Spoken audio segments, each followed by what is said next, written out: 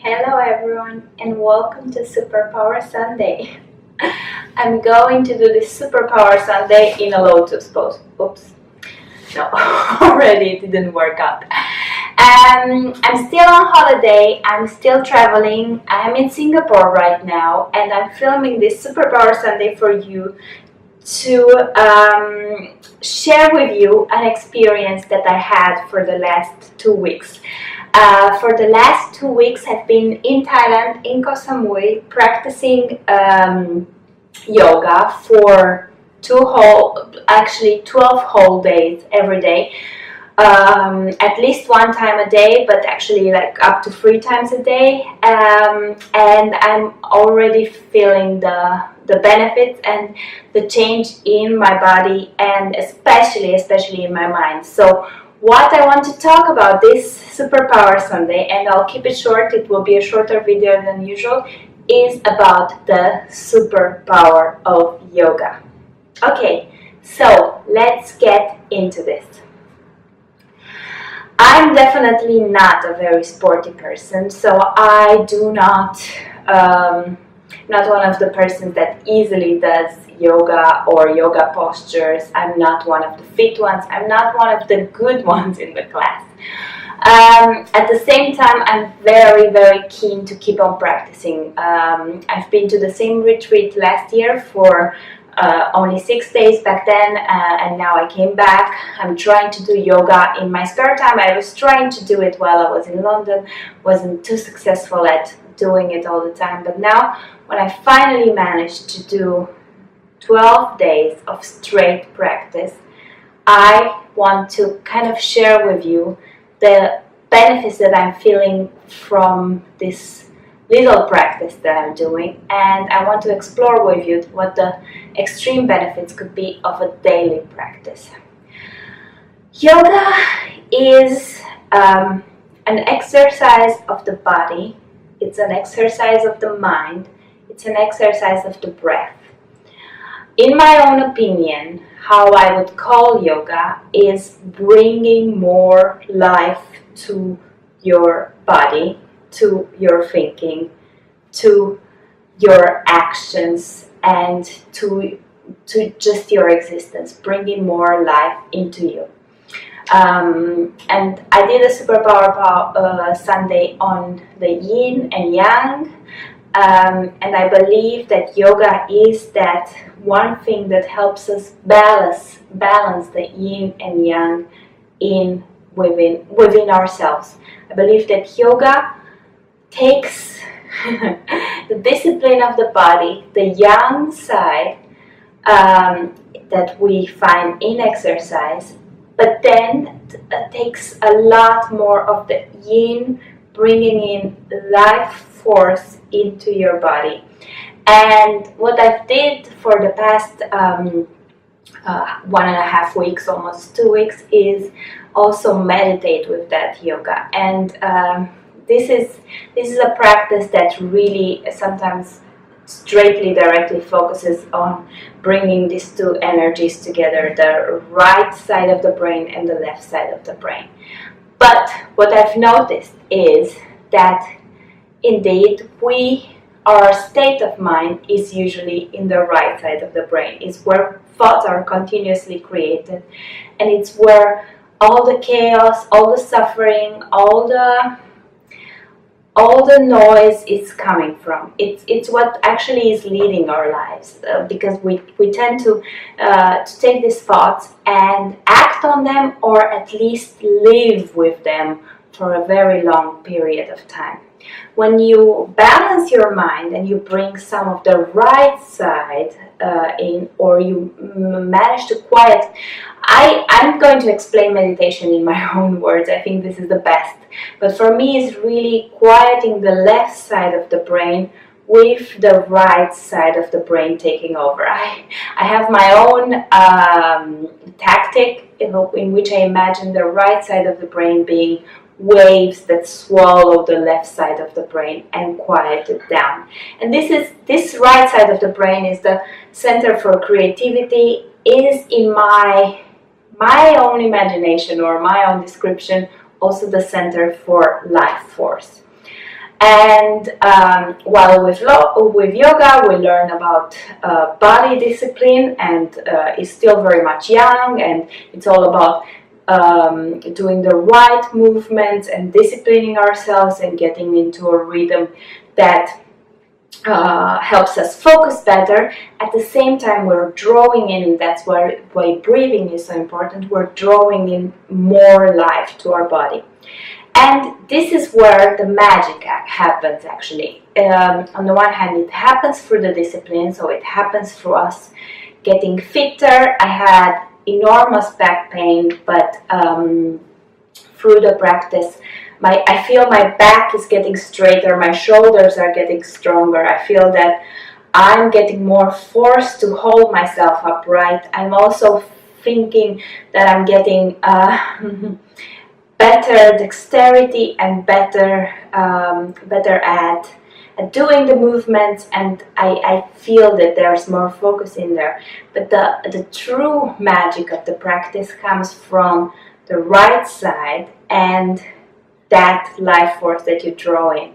After practicing yoga, you will see that you feel, first of all, you feel tired because you just did sports. But on the other hand, you feel so much more full of life, and the energy is more, and you can get up earlier, and you can do a lot more. You eat better, so naturally you start feeling what's good and what brings life into you, because we're so disconnected, we're so much in our left side of the brain that we don't know, we cannot feel anymore what's good for us and what food brings life to us. So through getting in contact with that right side of the brain, with that energy of life, you start feeling, okay, this is what I need to get on, to get into feeling my body and into feeling better and to feeling more energy. And you start eating more fruit and vegetable. Of course, Thailand also helped. Of course, the retreat that only gave us this type of food also helped. But after, the thing is that you start not craving things. Your mind, it's like a chemical crash that happens in your mind, and you finally feel what's good for you. So when you are in the middle path, when those two forces come aligned, when yin and yang comes aligned into you, you start finally feeling what is good for you, and you start feeling your intuition more, regardless if it's concerning food or your body or outside matters as well. You start understanding yourself more. You start seeing that you can control your thoughts, and through controlling your thoughts, I'm not one of the big meditators. I'm a bit restless within myself as well, and usually when I was trying to meditate, I would have all the thoughts come in, I would get bored, and many people say that they cannot do meditating because no one explains to you what actually meditating is. And yoga in itself, without you just sitting down here quietly, just by doing yoga in a very focused manner, that's also meditating. Just by focusing your mind on the activity that you're doing, it doesn't need to be extremely engaging, because then you might lose your focus because you're out of breath, but at the same time it can be engaging enough so it keeps you in that focused state, and that at that time you will feel that that your mind gets clear of all the other nonsense that's continuously going on there, if you're really focusing on your practice. So you could do active meditation through moving your body. Then it will become easier for you to do quiet meditation as well if you start with this. And you can start yoga at any level. So you could be old, sick. At any level, there are postures that you can do. You can do them modified. I know that the scare out there is seeing a lot of very good-looking girls in bikinis and colorful gear that scare you and make you feel like, okay, this is definitely not for me. But yoga is for each level. I first started with Bikram yoga many years ago, and it said you're never too old, too sick to start doing yoga, and it's really like that. It's just, you're just starting to draw life into you, while at the same time you're learning to control your yang and to focus it. So it has both things. It has the property of giving you the benefit of life force, while at the same time helping you deal with your ego mind, with the yang part of yourself, and focusing it to acquire what it wants and not derail. So what yoga does is allow you to control your mind, not have your mind control you. And at the same time, it allows you to feel that you're alive. So just start with small practices. There are so many tutorials out there on YouTube. No matter what your weight is, no matter what your age is, no matter what degree of fitness you have, this will give you even more benefits than astrology will, because it will finally make you feel in control of yourself. And start easy. Start with a few vinyasas. Start with a few sun salutations. Start with a few simple floor exercises that are meant to just draw more life in and focus your mind a bit. Remember to breathe in, breathe out, and keep attention to your breath, because you want to see how this life force gets into you. It usually always gets into you, and we take it for granted, but once you see how this life is getting into you, you see how much power it actually can give you with time.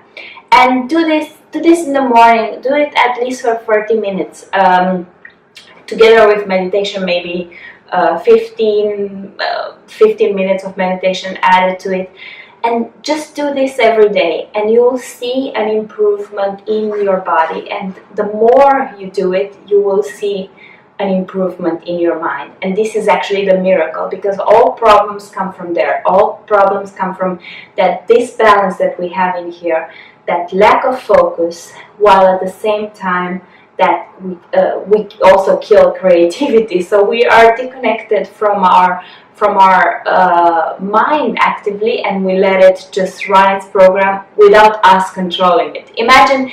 I always use this metaphor. Imagine that the internet will now permanently take over your life, and it will just start to